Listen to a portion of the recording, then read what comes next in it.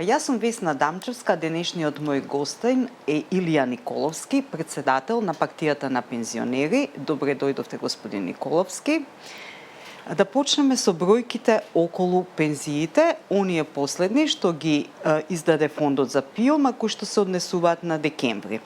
Во државава има 348.795 корисници на пензии, просечна пензија е 27.167 денари, нема пензија под 19.228 денари. Би кажале дека овие бројки се резултат на линеарното зголемување. На повидок е ново, дали ќе има или не, ќе пресече Уставниот суд, меѓутоа кој е вашиот став? Дали се помагна најниските пензии и дали треба ново линеарно зголемување? Благодарам на поканата. Прашањето е актуелно, многу интересно. Околу минималните пензии мора да ги охрабрам пензионерите и правествено да изгразам моето високо почитување и разбирање за пензионерите со најниски пензии. Меѓутоа, ситуацијата во Македонија може да се каже еден парадокс кој го нема никаде. За прв пат во историјата имаме последните 10 години да пензиите побрзо растат од платите. Ја со некои податоци можам да ви кажам вака, да не зборувам напамет. Например, растот на пензиите во ноември 2025 година во однос на ноември 2015 е 107,5, а додека растот на платите во истиот период е 106,8. Јасно е дека ова покажува дека имаме огромен раст на пензиите. Јас не викам дека се големи, меѓутоа во однос на платите, како растат во Македонија платите, а тоа е најверојатно и ради тоа што минималната плата во Македонија долго време не е зголемена и за жал имаме моментално во регионот најниска минимална плата и мора да кажам дека јас имам разбирање за работниците што се бунат, сега колку е тоа реално ова што го барат, меѓутоа со оглед на тоа дека е најмала во регионот. Од друга страна немам разбирање за работодавците. Зошто? Затоа што профитот во односу на националниот доход во Македонија е најголем во Европа, 55%, а додека во Европа е 45%. Према тоа не држи ова што се вадат они, дека нема услови и бараат стално некои бенефиции. Така да владата со линеарното зголемување до сега е 6000, со ова линеарно зголемување ние имаме сега најголема минимална пензија и со односот на плати пензии е најповолен. По конкретно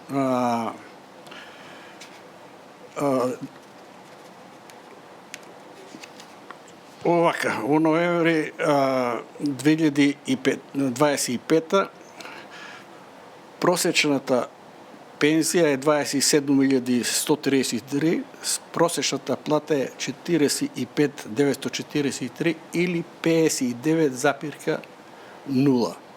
Партијата на пензионери се залага да просечната пензија во однос на просечната плата биде 60%. Прв пат ние имаме таков сооднос близу тоа 65. Према тоа нашите барања по тоа прашање се зголемени, реализирани. А минималната пензија е во односу на минималната плата околу 75%. А ние како партија се бориме да минималната пензија, односу да се донесе закон за минимална пензија кој би бил 70% од минималната плата, што е исто оптимистички, значи нема ние таков сооднос во регионот нема. И ако се зголемат минималните плати, значи ние би сега може би имале таков сооднос. И пензионерите треба да бидат радосни да се зголемуваат платите. Колку повеќе се зголемуваат платите, толку ќе имаме поголеми улагања во пензискиот фонд. Затоа без работниците нема фондот ќе биде празен. Така токму стигнуваме и до пензискиот фонд кој што постојано се дотира од државата и веќе се зборува за пензиска реформа на големо која што би требала да го малку тоа ублажи, односно да го направи одржлив пензискиот фонд. Сега овие реформи веројатно ќе се однесуваат на идните пензионери. Меѓутоа, вие како партија на пензионери, дали може би сте консултирани од страна на владата, тука и Светска банка доаѓаше, дали нешто знаете околу тие реформи и воопшто, па и да не сте консултирани, кој е вашиот став, во која насока треба да одат? Во последно време не сме консултирани околу овие реформи, иако се најавуваат, иначе пред тоа имаме многу чести средби со министрите за труд и социјала.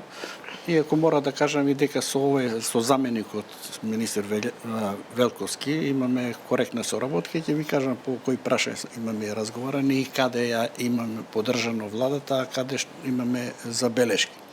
Ова прашање реформи во пензискиот систем е многу актуелно во Европа, особено што демографската слика е неповолна. Ние сега 2000 едно време имаме 3:1, мислам дека 90-та така беше 3:1, сега е 1,6 вработени на Издружуваат еден пензионер. На еден пензионер, значи тоа е многу неповолно и таа старост се рачуна дека некаде 2050 година 30% би било населението над 65 години, што е многу неповолно. Од друга, значи се зголемува животниот век во светот, па и во Македонија. Сега е просек од 77 години старост во Македонија. И затоа се размислува за реформи, односно се размислуваат за зголемување на времето на одење во пенсија, што за пензионерите е многу болна тема. Меѓутоа во Германија и во Западна Европа се многу размислува за тоа.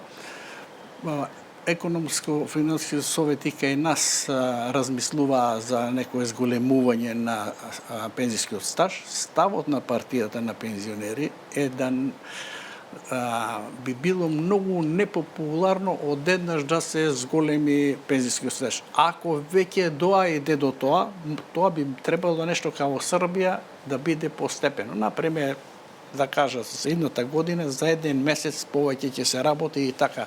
Иначе замислите сега на некој работник во текстилна индустрија или во рудник или во некоја друга фабрика и да му кажете, он се подготвува за пензија, ќе треба да работиш уште. Значи, ние како партија мислиме дека за сега не треба да се зголемува пензискиот стаж во Македонија, а со тек на времето да се тоа изанализира добро и ако се работи, да тоа иде постепено, а не овака одеднаш.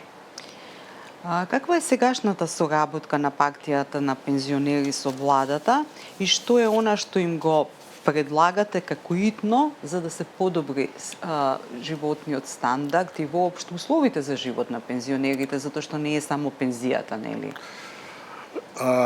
Ние имаме коректен однос со владата, мора да ви кажам.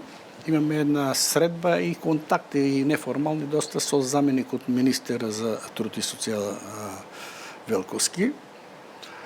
И има работи во кои ја поддржуваме владата. Можам да ви кажам за неколку работи кои јавно ги имаме поддржано владата. Например, јавно ја поддржуваме владата сега околу лидерската средба. Мислиме дека требаше да има лидерска средба и тоа го ние поздравивме. Сега околу содржината не би сакал да навлегувам. Поздравивме донесувањето на законот за работно ангажирање на пензионерите и студентите, особено што јас како пратеник 2 пати имам поднесување за изменување на членот 148 законот за работни односи, односно да се овозможи на пензионерите да можат да работат. За жал, претходни 2 министерки не најдов на разбирање и тоа да не именувам, едната на многу груб начин тоа го одби, а има оправдување. Со тоа што имаме ние мали забелешки, мислиме дека делокругот на работа треба да се прошири не само во устителство, земјоделство и така натаму, да него повеќе области, затоа што има потреба од работна сила, а имаме се уште пензионери кои може да дадат свој придонес во тоа, сите кои се осеќаат слободни, треба да им се овозможи да работат, затоа што е така на Европа, во Европа. Сега, околу ангажирањето, мислиме дека да се размисли можда и полно време на ангажирање, меѓутоа да се платата или пензијата, тоа треба да се размисли, да биде едното да биде 50%.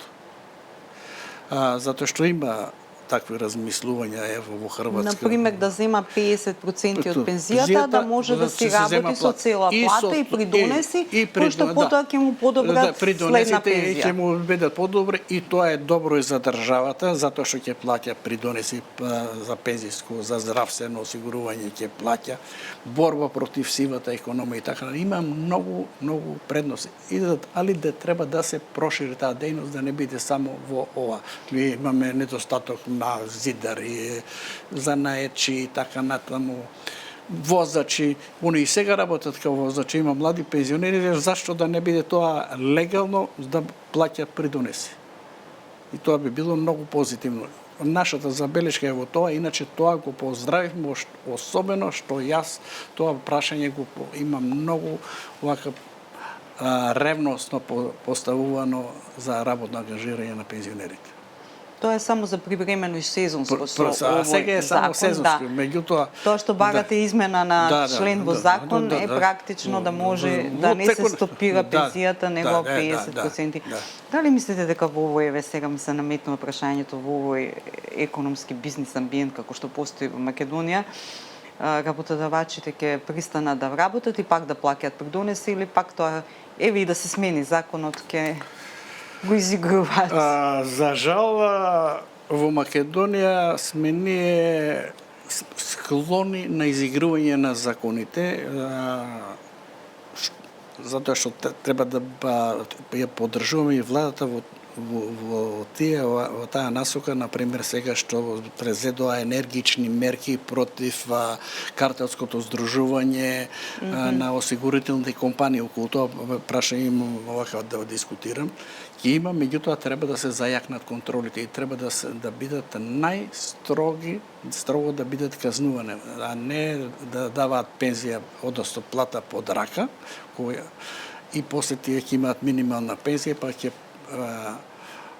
штрекува дека имаат минимална пензија, пред тоа се согласиле со работодавците да им даваат пара на рак, што не е добро и за економијата, и за осигураниците, како сакате да земете, тоа воопште не е добро и недозволено. Меѓутоа, за жал, се уште кај нас тоа е присутно, као што е присутна и корупцијата, изигрување на законите. По однос, ова се главно теми кои што значи се од материјалниот дел го засегнуваат пензионерот. Меѓутоа, еве, се залагавте, знам порано и додека бевте како пратеник, во врска со лековите, во врска со пензиските домови. До каде стигна таа битка, да кажам? Па таа битка влоди некои резултати, меѓутоа се уште недоволно. Зошто реков дека влоди? Пред да ми заврши мандатот беше готово да се прошири позитивната листа. Тоа беше веќе готова работа. Новата влада тоа го направи, меѓутоа недоволно. Значи треба уште лекови да се стават на позитивната листа. Ево сега да земам само еден лек. Се зборуваше дека од ноември месец Клексан ќе биде на позитивната листа. Случајно една комшика пред некој ден и ме сретнува, стално така ќе ме сретат тие пензионерки, вика што, вика генерале, викавте дека Клексанот ќе биде на позитивна листа, ево вика сега денеска бев, мораше да го купам. Значи тоа треба да се прошири. Втора работа околу лековите, за жал, се уште во Македонија, во регионот се најскапи лековите. Замислите, лековите на алкалоид се поевтини во Србија. Па, околу тоа владата треба да се заземе, да се направат некои вака напори и организирани мерки и активности да се намалат цените на лековите, затоа што, например, сега се размислува, слушам, не знам кој слушав, ако еден лек генерички под разни имења, да се види кој е најповолен, таа цена да биде. Значи, околу тоа прашање ние оштро реагираме зошто лековите се уште не се најскапи во мој. Околу пензионерските домови, ево да бидам вулгарен. Од осамостојувањето на Македонија не е направен ниеден нов изграден пензиски дом. Иако, например, претходната влада се фалеше дека во Кавадарци, во Кочани беше готова работата да се почне, не се направи ни еден. Сега новата влада најавува дека во Кочани конечно ќе се, ја тоа го поздравувам ако се направи. За жал, и тие кои ги имаме недоволно се одржуваат или пропаѓаат. Ево во Битола имаше еден многу современ пензионерски дом со голем капацитет, се користеше како дел за хотел. Веќе неколку години го продаваат, не може да го продадат. Тие што ги имаме се недоволно одржуваат, нерационално користат. Например, ми даде идејата со еден разговор пред бил во Словенија, како е во Словенија тоа решено. Не е тоа никаков изум.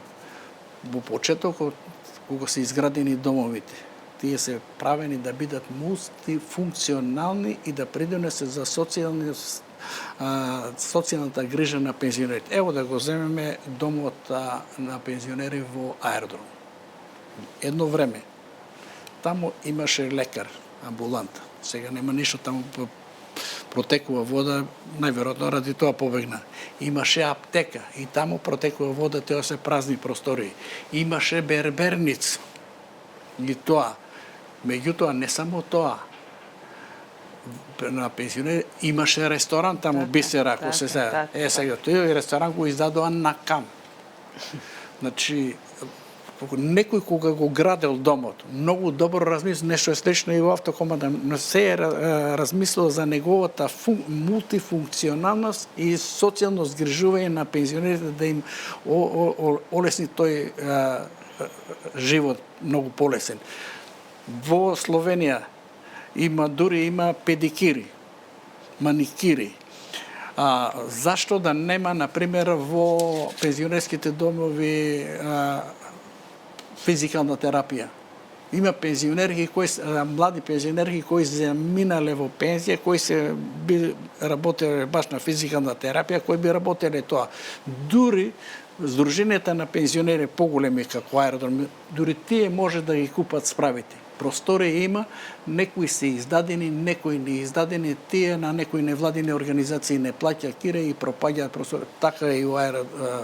Значи, домовите на пензионери треба да бидат функционални и да одговорат према потребите на пензионери. И не само тоа овде да се готви, него да и во домошни услови да може да им се даде на пензионери. Према тоа, редефинирање на статутот на луѓето од трета доба државата треба да го организирано направи, да не испадне дека се тие терет на државата. Терет на државата ќе бидат ако не се води доволно грижа за нив, ако бидат вклучени во системот на образование. Ево сега тоа е добро што работно ангажирање, да имаат пристап до пазарот на трудот, да имаат други културно-забавни активности и така натаму, онда нема да бидат терет на државата и нема да има сукуп на генерации. Видите, таа сребрена што вика сребрена генерација на Западот управуваат. Ево, сега да не го земеме Трамп, меѓутоа, ако погледаме ние тие плави или седи коси ги занемаруваме, тие можат многу да придонесат и да не бидат терет на државата, а државата е должна да им обезбеди да имаат пристоен живот, да не изгубат со пензијата куповната моќ која има, а тоа е околу пензиските системи за кои зборуваме. Да.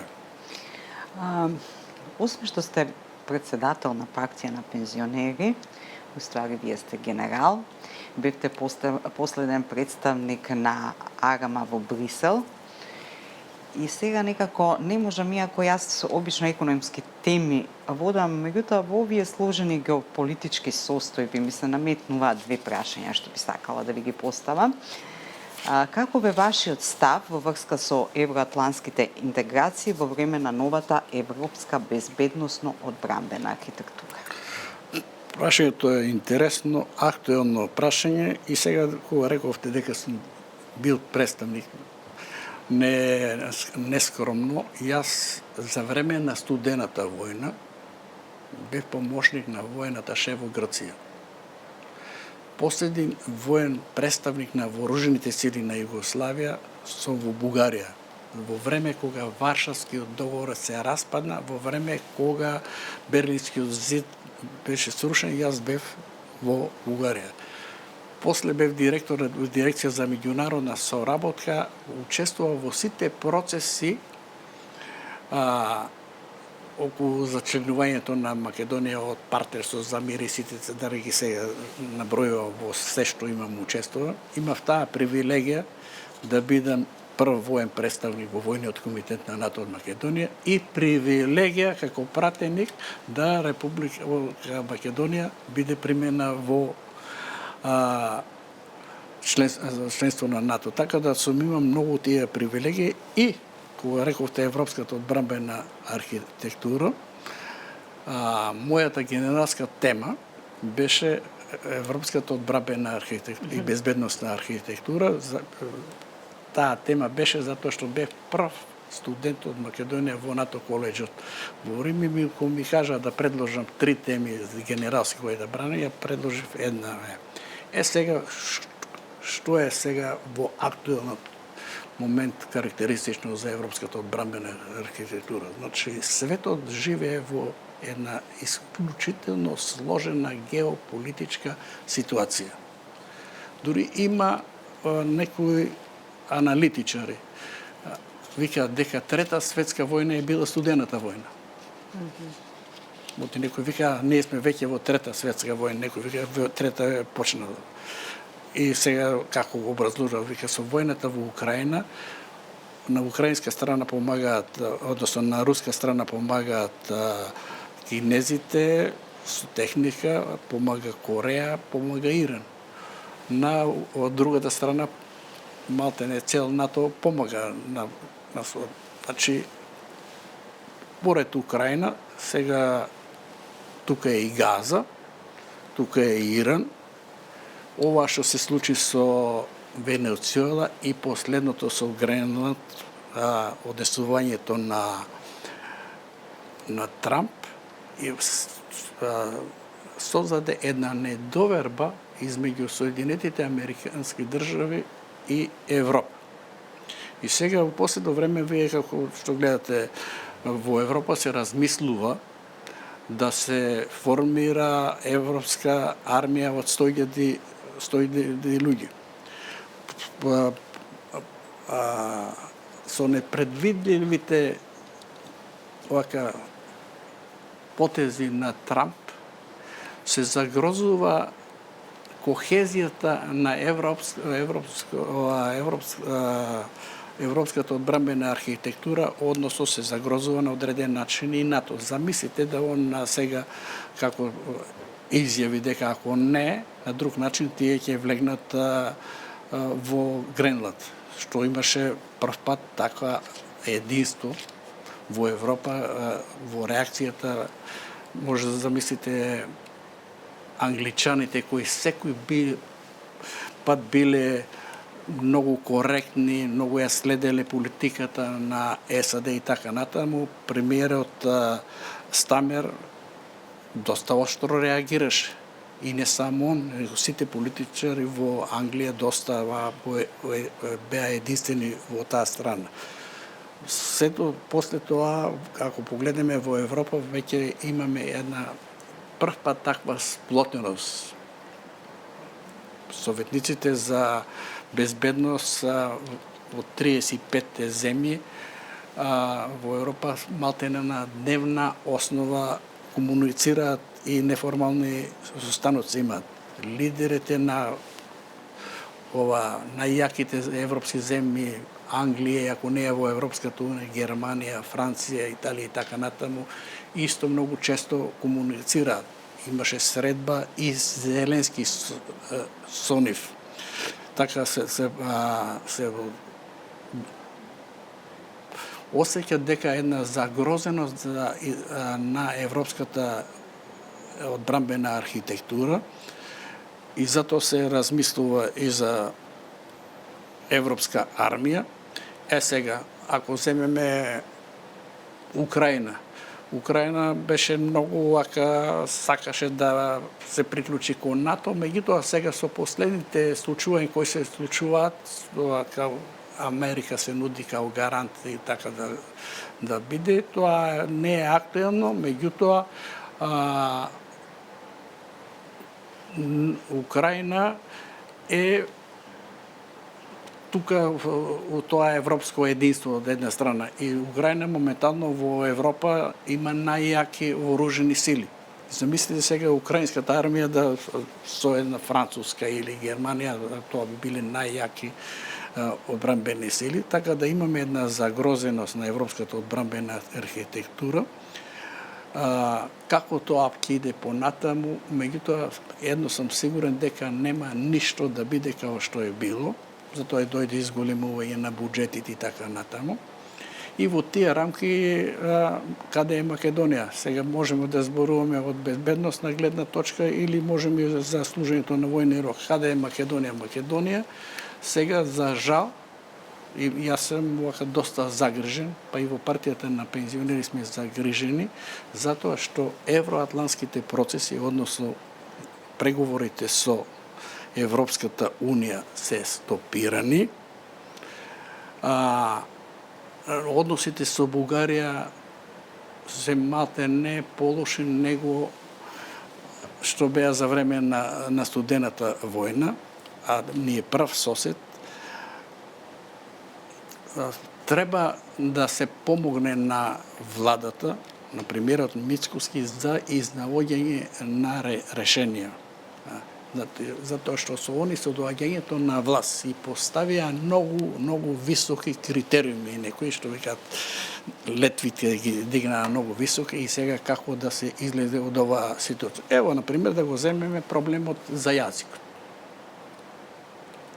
Македонскиот јазик е признаен во Европската унија.